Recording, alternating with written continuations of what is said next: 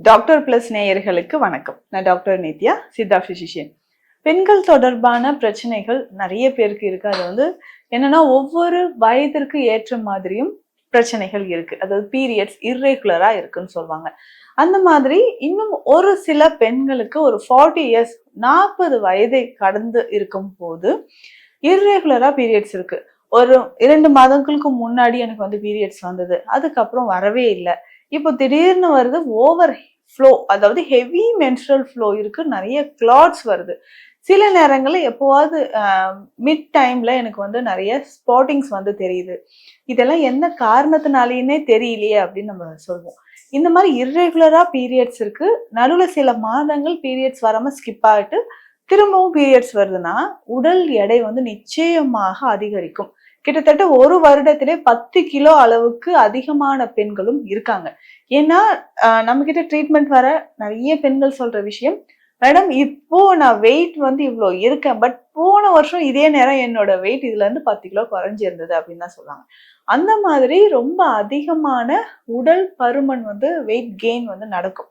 இதற்கான காரணம் அப்படின்னு பார்த்தோம்னா, நம்ம உடல்ல பீரியட்ஸ் வராம இருக்கும்போது ஹார்மோன்ஸ் இம்பேலன்ஸ் ஏற்பட ஆரம்பிக்கும்.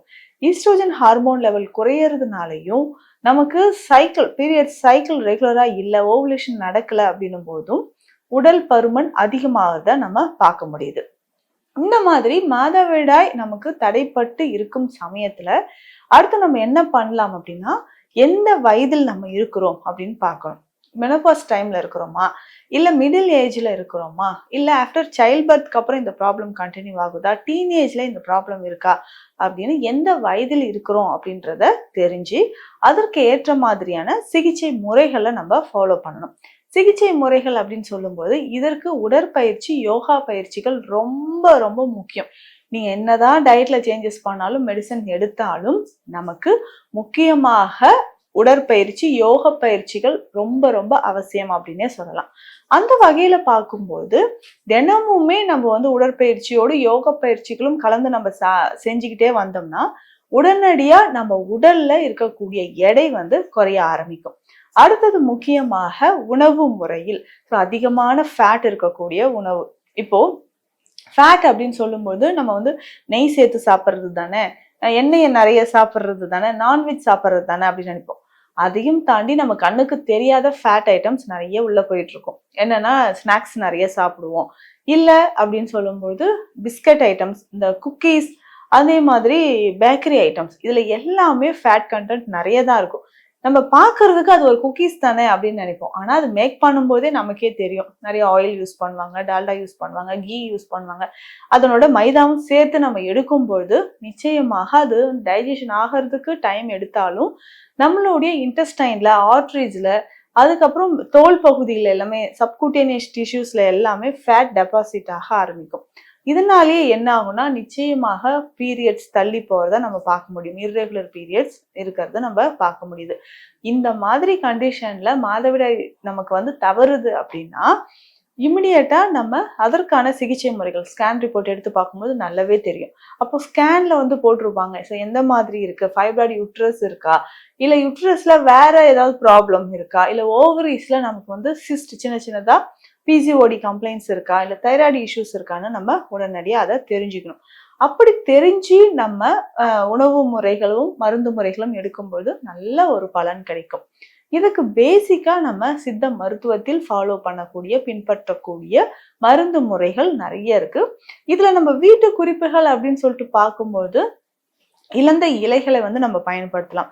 இலந்த இலை பொடி கடைகள்லயும் இருக்கும், இல்ல மரங்கள் எங்கேயாவது இருந்தா நீங்க கலெக்ட் பண்ணிக்கலாம். இல்லைன்னா நம்ம கடைகள்லயுமே இந்த இலந்த இலை பொடியாக நமக்கு கிடைக்குது. இதை எடுத்துக்கணும். இதனோட வேறு என்ன மூலிகைகள் நம்ம சேர்க்க போறோம் அப்படின்னா, அரச மர இலைகளோட பொடி. அரச மரத்துல ஃப்ரெஷ்ஷா நமக்கு துளிர் இலைகள் கிடைச்சாலும் ஓகே, இல்லைன்னா அந்த அரச இலைகளோட பொடியும் நம்ம எடுத்துக்கணும். இந்த 2 பவுடர், இலந்தை மற்றும் அரச இலைகளை பொடியாகவே நமக்கு கிடைக்கும், கடைகள்ல வாங்கிக்கலாம். இதை ஒரு ஸ்பூன் போட்டு நம்ம கஷாயமா நிச்சயமாக குடிக்கணும். இந்த கஷாயத்தை டெய்லி காலையில எம்டி ஸ்டொமக்ல குடிச்சுக்கிட்டே வரணும். அந்த மாதிரி குடிக்கும் பொழுது சீக்கிரமா, அதாவது சீக்கிரம் அப்படின்னு சொல்றது அந்த கரெக்டான ஏஜ்ல, கரெக்டான அந்த 28ல இருந்து 32 நாட்களுக்குள்ள பீரியட்ஸ் வந்து வர ஆரம்பிக்கும். எத்தனை நாட்கள் இது சாப்பிடலாம் அப்படின்னா 30ல இருந்து 40. அப்போ ஒரு மண்டலம் அளவுக்கு சாப்பிட்டா கூட போதும். ஒரு மண்டலம் அளவுக்கு இதை நம்ம சாப்பிட்டுட்டே வரும்போது அந்த இர்ரெகுலர் பீரியட்ஸ் அப்படின்றது நமக்கு சரியாகும். இதை தாண்டி உணவில் தயிர், மோர் நிறைய சேர்த்துக்கணும். காய்கறிகளை நிறைய சேர்த்துக்கிட்டே வரணும். இந்த மாதிரி நம்ம சாப்பிட்டுட்டே வரும்போது நிச்சயமாக அந்த தடைப்பட்ட மாதவிடாய் அப்படின்றது திரும்ப வர ஆரம்பிக்கும்.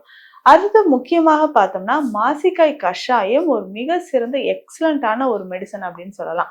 மாசிக்காய் கஷாயம் அப்படின்னு சொல்றது, மாசிக்காயை நம்ம என்ன பண்ண போறோம் அப்படின்னா இதுல இருந்து சில மூலிகைகளும் சேர்த்து நம்ம கஷாயமாக எடுத்துக்கணும். ஃபர்ஸ்ட் வந்து மாசிக்காய் பொடியாக கூட எடுத்துக்கலாம். மாசிக்காய் பொடி ஒரு 100 கிராம் அப்படின்னா அதுக்கு அடுத்ததாக கழற்சி பொடி, கழற்சி விதைகள் அப்படின்னு சொல்றோம். கழற்சி பருப்புல இருந்து உள்ள இருக்கக்கூடிய விதைகள், பருப்புன்னு சொல்லுவோம், விதைகள்னு சொல்லுவோம். மேல ஓடு பகுதியை உடைச்சி எடுத்துட்டு உள்ள வந்து சின்ன சின்னதா அதோட விதைகள் இருக்கும். இதுவும் ஒரு 50 கிராம். கழற்சி பொடி வந்து 50 கிராம். மாசிக்காய், கழற்சிக்காய் இரண்டு 50 கிராம். இதனோட மாசிக்காய் 100 கிராம், அடுத்ததாக கழற்சி பொடி வந்து 50 கிராம்.